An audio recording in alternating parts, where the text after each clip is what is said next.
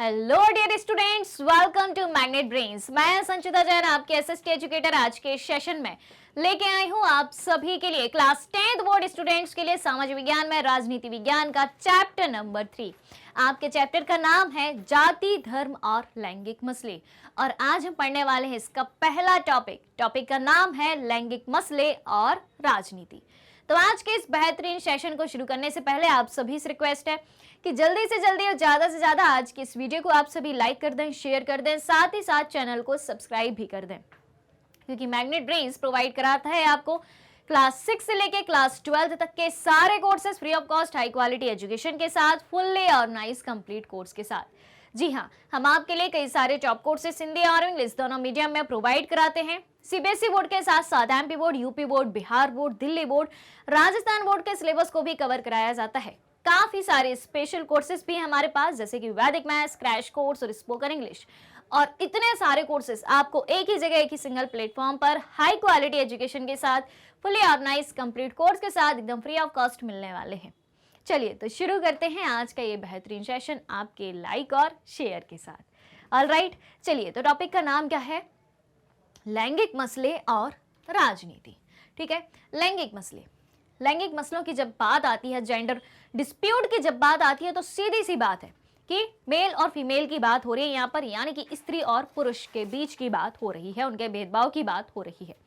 अब यहाँ पर जब लैंगिक मसलों की बात आती है तो श्रम पर बात आती है कि कौन सा काम किसका होगा, कौन सा काम महिलाओं के लिए है, कौन सा काम पुरुषों के लिए है। तो उसी को लेके आज हम बात करेंगे श्रम का लैंगिक विभाजन। श्रम यानी कि कार्यों को किस तरीके से जेंडर के आधार पर डिवाइड किया गया है। ठीक है, तो देखें श्रम का लैंगिक विभाजन से मतलब है लिंग के आधार पर काम का बंटवारा। ठीक है, जैसे कि सबसे पहले हम बात करें महिलाओं के कार्यों की, तो जैसे घर के अंदर के अधिकतर काम औरतें करती हैं, पुरुषों द्वारा बाहर के कामकाज किए जाते हैं। एक और जहां सार्वजनिक जीवन पर पुरुषों का वर्चस्व रहता है, तो दूसरी ओर महिलाओं को घर की चार दीवारी में समेट कर रखा जाता है। क्या कह दिया? महिलाएं जो है घर की चार दीवारी के अंदर ही रहेंगी, घर के कामकाज ही देखेंगी। ये है महिलाओं की जिंदगी। और पुरुषों द्वारा बाहर के कामकाज किए जाएंगे सार्वजनिक जीवन पर, यानी कि बाहर का जो जीवन है, बाहर की जो दुनिया है, उस पर किसका अधिकार रहेगा? पुरुषों का अधिकार रहेगा, यानी कि मेल कैटेगरी का अधिकार रहेगा। ये बात ऐसी हमने सुनी है और देखी भी है और यही माना भी जाता है। ठीक है, तो ये हो गया जेंडर के आधार पर काम का बंटवारा। अब हम बात करेंगे नारीवाद की। किसकी? नारीवाद की। आखिर नारीवाद क्या है? तो अभी हमने एक बात पढ़ी, जब हमने देखा था कि काम का बंटवारा जेंडर के आधार पर किया जाता है, तो महिलाओं को सिर्फ घर के काम करने की परमिशन होती है, मतलब सिर्फ महिलाएं जो है घर के काम ही करेंगी, घर की चार दीवारी में रहेंगी। बाहर का जो जीवन है, बाहर का सार्वजनिक जीवन है, वो कौन जिएंगे, उस पर किसका अधिकार रहेगा? पुरुषों का अधिकार रहेगा। तो अब देखना नारीवाद है क्या। कनेक्ट करना पिछली स्लाइड से, इसको पिछली बात से। तो नारी और नर यानी कि महिला एवं पुरुषों के लिए एक समान अधिकारों की मांग करना या नारी सशक्तिकरण की मांग करना। नारीवाद क्या कहा गया है यहाँ पर? नारीवाद से यह मतलब है कि नारी और नर यानी कि महिला और पुरुष सभी एक ही हैं। अब यहाँ पर विभाजन की बात नहीं होगी, यहाँ पर भेदभाव की बात नहीं होगी, यहाँ पर कोई मसले या विवाद की बात नहीं होगी। ठीक है, यहाँ पर क्या होगा? यहाँ पर सीधी सी बात है कि चाहे महिला हो या चाहे पुरुष हो, उनके लिए एक समान अधिकारों की मांग करना या नारी सशक्तिकरण की मांग करना ही क्या होता है? नारीवाद कहलाता है। क्यों? क्योंकि महिला और पुरुष में भेदभाव किया गया है। महिलाओं को ये काम है, पुरुषों के ये काम है। ठीक है, अब नारीवाद तो हमें समझ में आ गया, फेमिनिज्म हमें समझ में आ गया। अब क्या है? नारीवादी आंदोलन की अब हम बात करेंगे। नारीवादी आंदोलन, इस नारीवाद को प्राप्त करने के लिए नारीवादी आंदोलन भी चलाए गए। तो महिलाओं के राजनीतिक और वैधानिक दर्जे को ऊंचा उठाने, महिलाओं के जो राजनीतिक और वैधानिक दर्जे हैं, महिलाओं का जो राजनीतिक अधिकार है और कानूनी अधिकार है, उसको ऊंचा उठाने उनके लिए शिक्षा और रोजगार के अवसरों को बढ़ाने की मांग करना और उनके व्यक्तिगत एवं पारिवारिक जीवन में बराबरी की मांग करने वाले आंदोलन को नारीवादी आंदोलन कहा जाता है। महिलाओं को भी सारे कानूनी अधिकार दिए जाएं, महिलाओं को भी सारे पॉलिटिकल राइट्स दिए जाएं, सारे राजनीतिक अधिकार दिए जाएं, पुरुषों के बराबरी से महिलाओं को पूरी शिक्षा प्रदान करी जाए, रोजगार के अवसर भी उतनी ही मात्रा में महिलाओं के लिए उपलब्ध हों जितने कि पुरुषों के लिए उपलब्ध हैं, महिलाओं के व्यक्तिगत और पारिवारिक जीवन में बराबरी हो, ठीक है, ऐसा नहीं कि पुरुषों से उन्हें कम आंका जाए। तो इन सब चीजों की डिमांड करने वाले आंदोलन को, इन सब चीजों की, इन सब अधिकारों की मांग करने वाले आंदोलन को क्या कहा गया है? नारीवादी आंदोलन कहा गया है। ऑलराइट, अब इस नारीवादी आंदोलन की विशेषताएं क्या देखने को मिलती हैं, चलिए समझते हैं। यहां से सीधा सवाल पूछा जा सकता है आपसे कि नारीवादी आंदोलन की क्या क्या विशेषता है। तो पहली ये है कि यह आंदोलन महिलाओं के राजनीतिक अधिकार और सत्ता पर उनकी पकड़ की वकालत करता है। नारीवादी आंदोलन किसकी बात करता है? महिलाओं के राजनीतिक अधिकारों की बात करता है और सत्ता में उनकी पकड़ की वकालत करता है कि सत्ता में भागीदारी महिलाओं की भी होनी चाहिए। देश के शासन को चलाने के लिए, सरकार को चलाने के लिए महिलाओं की भी भागीदारी होनी चाहिए और इसमें महिलाओं को घर के चार दीवारी के भीतर रखने और घर के सभी कामों का बोझ डालने का विरोध भी सम्मिलित है कि महिलाएं सिर्फ घर के चार दीवारी के अंदर ही सिमट कर नहीं रहेंगी, घर के सारे कामों का बोझ सिर्फ महिलाओं के जिम्मे ही नहीं रहेगा। नारीवादी आंदोलन की ये सारी विशेषताएं हैं। अगली क्या है कि यह पितृसत्तात्मक परिवार को मात्र सत्तात्मक बनाने की ओर अग्रसर है। अक्सर देखा जाता है कि अधिकांश परिवारों में पितृसत्ता होती है, यानी कि घर का जो पुरुष है उसका ही अधिकार होता है, उसकी ही सत्ता होती है, वही मुखिया होता है। तो अब नारीवादी आंदोलन क्या डिमांड करता है कि अब पितृसत्तात्मक परिवार की जगह मात्र सत्तात्मक परिवार होनी चाहिए, यानी कि घर में जो बड़ी महिला है उसकी सत्ता होनी चाहिए, वो मुखिया होनी चाहिए। तो ये सब है नारीवादी आंदोलन की विशेषताएं। फिर क्या है? अगली बात है कि महिलाओं की शिक्षा तथा देश के विभिन्न क्षेत्रों में उनके व्यवसाय, सेवा आदि का समर्थक है। नारीवादी आंदोलन बात करता है महिलाओं की शिक्षा की कि हर एक महिला को शिक्षा पाने का, उच्च शिक्षा पाने का अधिकार है। देश के विभिन्न क्षेत्रों में उनके व्यवसाय, सेवा आदि के समर्थन में बात करता है कि महिला हर एक सर्विस करने के लिए, महिलाओं को हर एक सर्विस करने की परमिशन दी जानी चाहिए, ठीक है, महिलाएं हर तरीके के व्यवसाय कर पाएं। उसके बाद यह महिलाओं के हर प्रकार के शोषण का विरोध करता है। अगर गलत तरीके से जो है महिलाओं का दुरुपयोग हो रहा हो, महिलाओं का शोषण किया जा रहा हो, तो उसके विरोध की भी बात करता है नारीवादी आंदोलन। ऑलराइट, तो नारीवाद क्या है, नारीवादी आंदोलन क्या है और नारीवादी आंदोलन की विशेषताएं क्या क्या हैं, ये सारी बातें हमने जान ली। तो जल्दी से कॉमेंट करके मुझे बताइए कि यहाँ तक कोई डाउट है, कोई सवाल है, कोई क्वेश्चन है, फटाफट बताएं कमेंट करके। आपके हर एक सवाल का जवाब कमेंट में दिया जाएगा। और हाँ भाई, बीच बीच में लाइक शेयर बराबरी से करते ही जाना है। चलिए नेक्स्ट क्या है? पितृ प्रधान समाज, इसकी बात करते हैं। क्या होता है भाई पितृ प्रधान समाज? तो एक ऐसा समाज जिसमें परिवार का मुखिया पिता होता है, ठीक है। पितृसत्तात्मक व्यवस्था की हमने बात करी कि नारीवाद किसकी डिमांड करता है? नारीवादी आंदोलन डिमांड करता है कि पितृसत्तात्मक व्यवस्था के स्थान पर मात्र सत्तात्मक व्यवस्था होनी चाहिए। तो पितृ प्रधान समाज आखिर होता क्या है? तो एक ऐसा समाज, एक ऐसी सोसाइटी जिसमें परिवार का मुखिया कौन होगा? पिता होगा और उन्हें औरतों की तुलना में अधिक अधिकार होगा। अब जिसकी सरकार उसका अधिकार, जिसका शासन उसका अधिकार। पिता का शासन है यानी कि पुरुष का शासन है तो पुरुषों को अधिकार, महिलाओं को उनके कंपैरिजन में कम अधिकार। अब बात करें महिलाओं के दमन की, ठीक है। महिलाओं का शोषण कैसे कैसे हो रहा है, कहां कहां कितनी भागीदारी हमें महिलाओं की किस क्षेत्र में दिखाई देती है, ठीक है। पहली बात यहां पर लिटरेसी रेट की है, साक्षरता दर की। अब मुझे कोई कमेंट करके ये बताएगा कि आखिर साक्षर किसे कहा जाता है? एक साक्षर व्यक्ति की डेफिनेशन क्या होती है? आप यहां पर महिला को भी ना लो ना पुरुष को लो, सिर्फ एक बात मैं पूछना चाहती हूं आपसे कि लिटरेट या साक्षर किसे कहा जाता है? जल्दी से कमेंट करके बताइए। काफी बार मैंने ये डेफिनेशन आपको बताई है कि साक्षर की डेफिनेशन क्या है। चलिए तो एक बार फिर से रिपीट करते हैं कि साक्षर किसे कहा जा सकता है।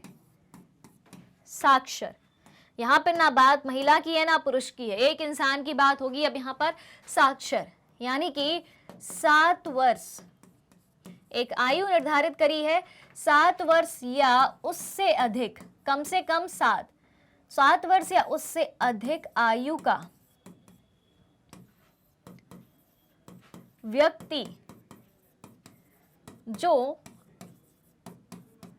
किसी भाषा को समझकर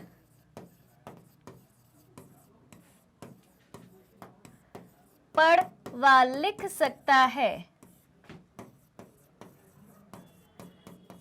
लिख सकता है, तो उसे क्या कहा जाएगा? तो वह साक्षर है। तो वो क्या है? तो वो साक्षर है। ठीक है, एक बार फिर से रिपीट करती हूं कि 7 वर्ष या उससे अधिक आयु का व्यक्ति जो किसी भाषा को समझकर पढ़वा लिख सकता है, उसे क्या कहा जाएगा? साक्षर। ये एज आपको याद रखनी है, मिनिमम है ये 7 वर्ष। ठीक है, अब साक्षरता दर की बात करते हैं कि महिला और पुरुष में कितनी साक्षरता दर हमें दिखाई देती है।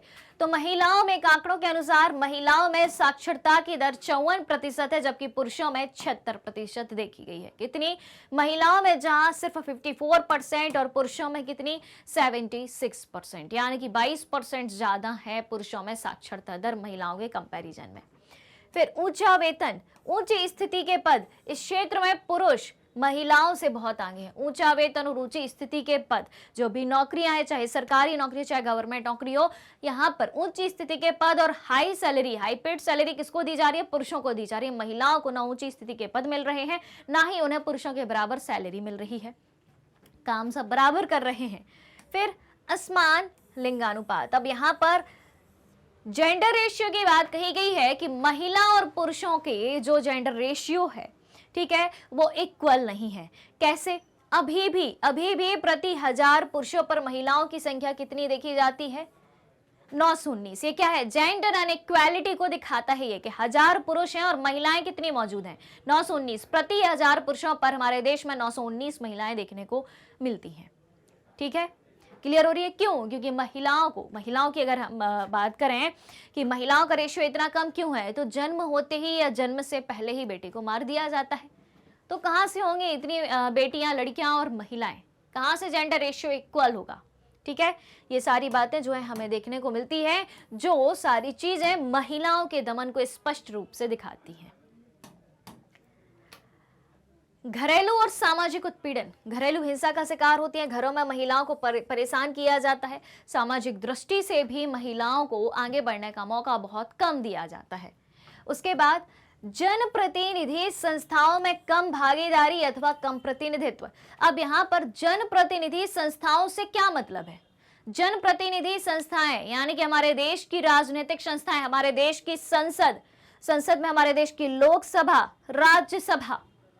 ठीक है, यहां पर हम राज्य विधानमंडल की बात करें तो हमारे देश की हर राज्य की विधानसभा, विधान परिषद, हमारे देश की ग्राम पंचायतें। ठीक है, तो हर जगह जो जनप्रतिनिधि संस्थाएं हैं, पॉलिटिकल इंस्टीट्यूशंस है, राजनीतिक संस्थाएं हैं, वहां पर महिलाओं की कम भागीदारी देखी गई है, या कम रिप्रेजेंटेशन या कम प्रतिनिधित्व देखा गया है। और अधिकांश जगह आप ये भी देखते होंगे, खास तौर से छोटी छोटी जगह, गांव के एरिया में, कस्बों के एरिया में, कि महिलाओं के नाम पर जो है क्या कर लिया जाता है? चुनाव जीत लिया जाता है। लेकिन सत्ता वास्तव में कौन संभाले है? सत्ता वास्तव में पुरुष ही संभाले है। ठीक है, यानी कि अगर महिलाओं को आरक्षण भी दिया जा रहा है इन राजनीतिक संस्थाओं में भाग लेने का, हमारे देश की सरकार में शामिल होने का, तब भी ये पितृ प्रधान पुरुष जो है, पितृ प्रधान समाज जो है, पुरुष प्रधान समाज जो है, वो महिलाओं को पीछे रख रहा है कि आरक्षण तो है तुमको, लेकिन तुम्हारे नाम पर हम क्या करेंगे? सीट जीत लेंगे। शासन कौन करेंगे? हम। तो महिलाओं को जहां घर के ही निर्णय लेने की आजादी नहीं दे रहा है ये समाज, तो वो क्या देश के निर्णय लेने की आजादी देगा? नहीं देगा।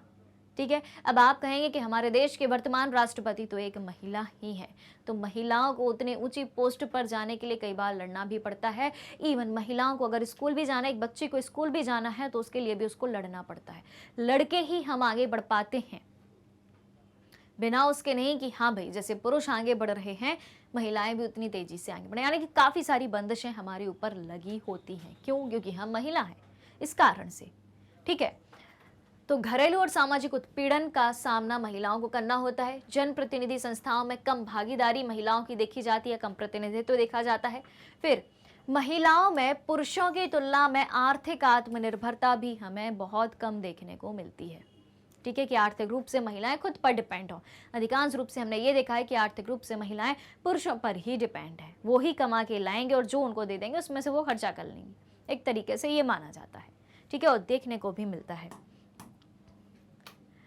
और इस तरीके से आज का ये सेशन यहीं पर ख़त्म होता है। काफ़ी सारी चीज़ें मैंने बताई, खासतौर से जो हमारे देश में लैंगिक मसले विद्यमान है उनकी चर्चा करी, नारीवाद की चर्चा करी, नारीवादी आंदोलन की विशेषताओं, इन सब की चर्चा करी, और महिलाओं का दमन किन किन तरीकों से हमें देखने को मिलता है, ये सब बातें आज हमने सीखी।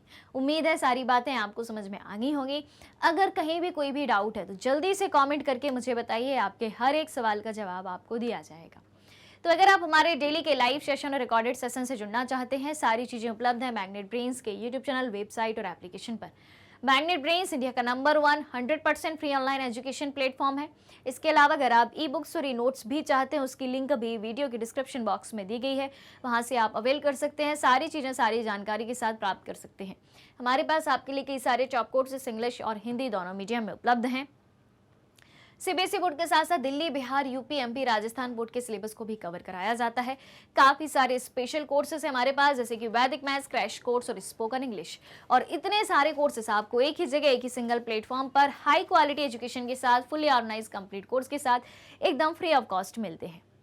मैग्नेट ब्रेन्स यूट्यूब के अलावा अदर सोशल मीडिया प्लेटफॉर्म जैसे कि Facebook, Instagram, Twitter, Telegram, WhatsApp पर भी उपलब्ध है। आप हमें यहाँ भी फॉलो कर सकते हैं, यहाँ से भी सारी जानकारी प्राप्त कर सकते हैं। तो आज के सेशन को ज़्यादा से ज़्यादा लाइक और शेयर करते हुए चैनल को सब्सक्राइब भी करना है। हमारे साथ बने रहिए, जुड़े रहिए, पढ़ते रहिए, खुश रहिए। Thank you so much.